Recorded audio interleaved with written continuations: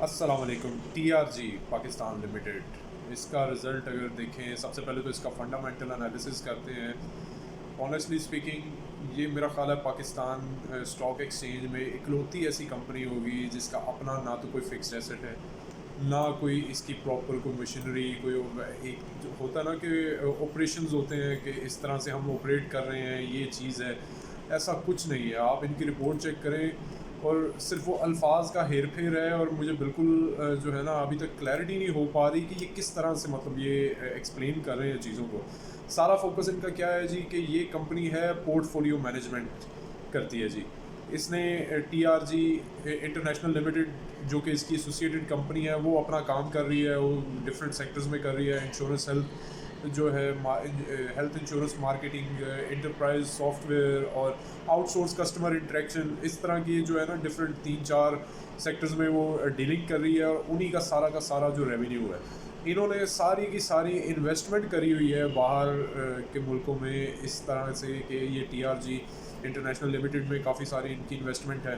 तो इस तरह से ये सारा अपना जो है ना, समझ लें कि इनका सारा प्रॉफिट जो वहाँ से इनको प्रॉफिट अप्रोप्रिएशन, या जिसको कहते हैं डिस्ट्रीब्यूशन ऑफ प्रॉफिट, या डिविडेंड, या जो भी इस तरह की चीज़ें उनको मिलती हैं, कैपिटल गेन मिलता है, वो सारा इनका प्रॉफिट होता है। तो देखा जाए तो एक कंपनी है जिसने, अगर हम इसको सिंपल वे में एक्सप्लेन करें, तो ये एक ऐसी कंपनी है कि आप और मैं मिलके, कोई 4-6 दोस्त मिलके किसी कंपनी में इन्वेस्टमेंट करते हैं, कहते हैं काम वही करेगी। जैसे मैं किसी कंपनी के शेयर ले लेता हूँ, इंटरलूप के या एमसीबी के, हर क्वार्टर के बाद हमें उसका डिविडेंड मिलता है, वो हमारी इनकम हो जाएगी, और हम उसी की बेसिस पे अपनी प्रोजेक्शन करते हैं कि अब मज़ीद बढ़ा दिए जी, अब मज़ीद बढ़ा दिया, अब हमारा प्रॉफिटेबिलिटी बढ़ गई। सेम केस है जी टीआरजी का। तो टीआरजी का रिज़ल्ट आया, वो भी अब इसी तरह का है कि एक्चुअल इनका अपना जो स्टैंड लोन ऑपरेशन है, मेन सोर्स ऑफ इनकम है, वो तो 63% रिड्यूस हुई है। और उसके अलावा ऑपरेटिंग एक्सपेंसेस इनके जो हैं वो थोड़े से कम हुए हैं।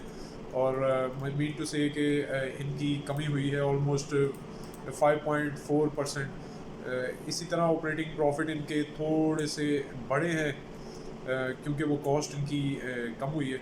अब सारा का सारा फोकस अगर आप देखें इनकी प्रॉफिटेबिलिटी में, तो 3.6 बिलियन जो है वो प्रॉफिट नेट हुआ है, जिसमें से share of profit in equity, जो इन्होंने इक्विटी इन्वेस्टमेंट करी हुई है अपनी, वहीं से 4.2 बिलियन रुपीज़ आए। बाकी इनकी पूरी स्टेटमेंट में कुछ भी नहीं है कि जिसको आप एनालाइज कर सकें कि जी क्या है क्या नहीं है।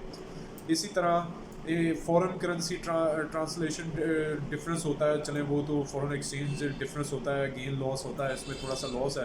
तो नेट इनका 2.8 बिलियन की प्रॉफिटेबिलिटी हो गई है, 6.616 रुपी इनके अर्निंग पर शेयर आ गई है, जो कि लास्ट ईयर बहुत ही माइनर थी। जस्ट आप समझ लीजिए कि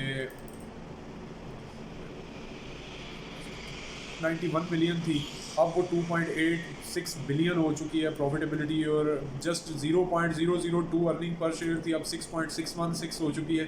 तो ये सारा जो है अल्फाजों का और कहानियाँ और झोल ही लग रहा है।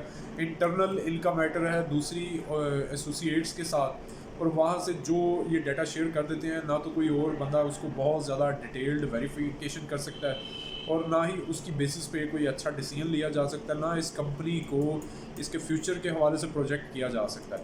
और मेरे ख्याल में ये वाहद कंपनी है कि सिर्फ इतनी से पोर्टफोलियो मैनेजमेंट और उसमें इंटरनल सोर्सेज से डाटा लेके अपलोड करते हुए 150 रुपी पर शेयर तक चले गई है।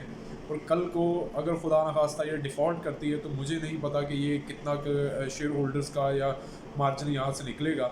क्योंकि मुझे ये पर्सनली अभी तक ये लग रहा है कि ये जो इनका अभी की जो इन्वेस्टमेंट शो हो रही है, वो इनके कैपिटल से भी कई गुना ज़्यादा है। उसकी वजह ये है कि इंटरनेशनल मार्केट में की हुई है डॉलर रेट्स, और वो जो बड़े हैं, उस वजह से भी इनकी इन्वेस्टमेंट का इजाफा होगा। So work on your own risk.